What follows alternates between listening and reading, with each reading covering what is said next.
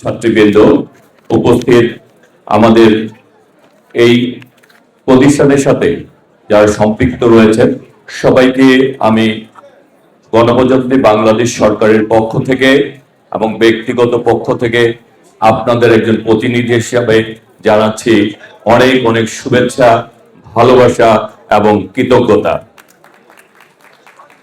আজকের এই অনুষ্ঠানে এসে আমার অনেক ভালো লেগেছে যে আমরা যাদেরকে দিয়ে আগামীর বাংলাদেশ গড়ার স্বপ্ন দেখি এবং সেই স্বপ্ন যারা বাস্তবায়ন করবেন তারা শুধুমাত্র নিজেদের গড়ার মধ্যে সীমাবদ্ধ না, তারা এই দেশকে অনেক কিছু দিতে চান।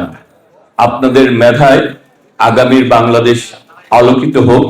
আমাদের 12ই ফেব্রুয়ারি ব্যালটের মাধ্যমে আপনারা আমাদের বাংলাদেশ জাতীয়তাবাদী দলকে নির্বাচিত করেছেন।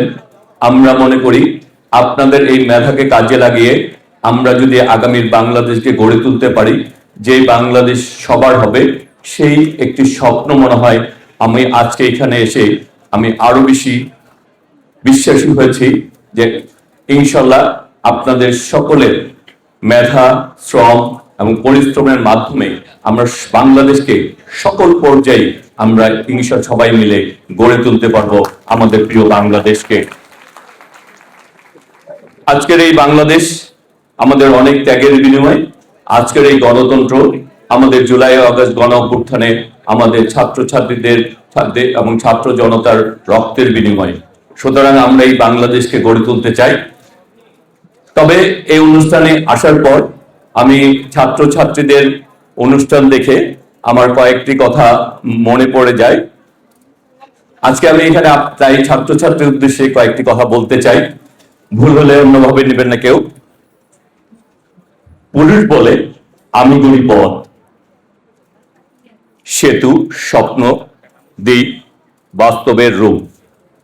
নারী বলে আমি গড়ি মানুষ, আমি জ্বালাই আলো, ভালোবাসায় ভরি জীবনের মূল্য। পুরুষ বলে আমি শ্রমে এগিয়ে চলে, আমার শ্রমে এগিয়ে চলে সভ্যতা। নারী বলে আমার ত্যাগে পায় সেই পূর্ণতা। একসাথে বলে কে বড় কে ছোট সে প্রশ্ন নয়, পাশাপাশি চলাই আমাদের পরিচয়। নারী এবং পুরুষ দুজনেই সমান, আমরাই পৃথিবীর গড়ার মহান কারিগর। তাই তো রবীন্দ্রনাথ ঠাকুরের তার চিত্রকাব্যের মানসী কবিতায় বলতে হয়, তিনি লিখেছেন নারী পুরুষের মিলনেই জীবনের পূর্ণতা। লিখেছেন কিছু নাই ভয়, দুজনে মিলিয়া করিব জয়, বিঘ্ন যত। ইনশাল্লাহ আমরা সবাই মিলে, আমরা নারী পুরুষ মিলেই আগামীর বাংলাদেশ আমরা গড়ে তুলব। এবং আজকে যারা এই অনুষ্ঠানের মাধ্যমে আপনারা এই পুরস্কৃত হচ্ছেন এবং সুন্দর একটি সাংস্কৃতিক অনুষ্ঠানের আপনারা যারা অংশগ্রহণ করেছেন তাদের সবাইকে আমি অগ্রিম শুভেচ্ছা জানাচ্ছি।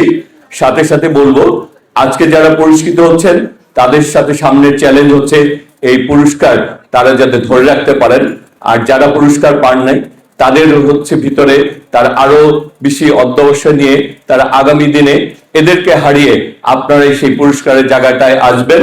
তবে এখানে একটি জিনিস আমার কাছে মনে হয়, আরেকটু আমাদের সকলের দুটি হাত রয়েছে। আমরা মনে হয় যারা পুরস্কৃত হবে তারা পুরস্কার নেওয়ার সময় আমরা যদি তাদেরকে উৎসাহিত করার জন্য বেশি বেশি তালি দিয়ে তাদেরকে উৎসাহিত করতে পারে, আমার মনে হয় সেটা আরো আমাদের জীবনের এই একটা কৃপণতা রয়েছে, আমরা তালি দিতে ভালোবাসি না মনে হয়। তা আমি মনে হয় যারা আজকে এখানে পুরস্কৃত হবে তাদের সবাইকে আমরা অনেক বেশি বেশি তালি দিয়ে উৎসাহিত করব। আমরা সবাই মিলে আগামীতে এই দেশকে এগিয়ে নিয়ে যাব সেই পথই ব্যক্ত করছি। এবং সাথে সাথে আপনাদের কাছে কৃতজ্ঞতা জানাই, 12ই ফেব্রুয়ারি নির্বাচনে আমি আপনাদের ভোটের মাধ্যমে নির্বাচিত হয়েছি। আমি আপনাদের একজন সেবক, আমি আপনাদের একজন প্রতিনিধি, আমি আপনাদের জবাবদিহিতার মধ্যে থাকতে চাই। আমরা এই বাংলাদেশকে যেমনি ভাবে এগিয়ে নিতে চাই তেমনি ভাবে ঢাকা ৯কে এগিয়ে নিতে চাই। এই ঢাকা ৯-এর মধ্যে যারা বসবাস করেন, এই ঢাকা ৯-এর যারা বিভিন্ন শিক্ষা প্রতিষ্ঠানে লেখাপড়া করেন, তাদের সকলের সহযোগিতা করা আমি মনে করি আমার একটি দায়িত্ব। সেই দায়িত্ব থেকেই কাজ করতে চাই। আপনারা কখনোই কোনো ব্যাপারে যদি আমাদের কোনো সহযোগিতা প্রয়োজন হয়, যখনই বলবেন, আমরা কথা দিচ্ছি আপনাদের সামনে এসে হাজির হব। সেই প্রত্যাশা রেখেই আজকের মতো বিদায় নিচ্ছি। বিদায়ের সময় বলতে চাই, করব কাজ, গড়ব দেশ, সবার আগে করব কাজ, গড়ব দেশ, সবার আগে বাংলাদেশ। বাংলাদেশ জিন্দাবাদ। সবাইকে ধন্যবাদ।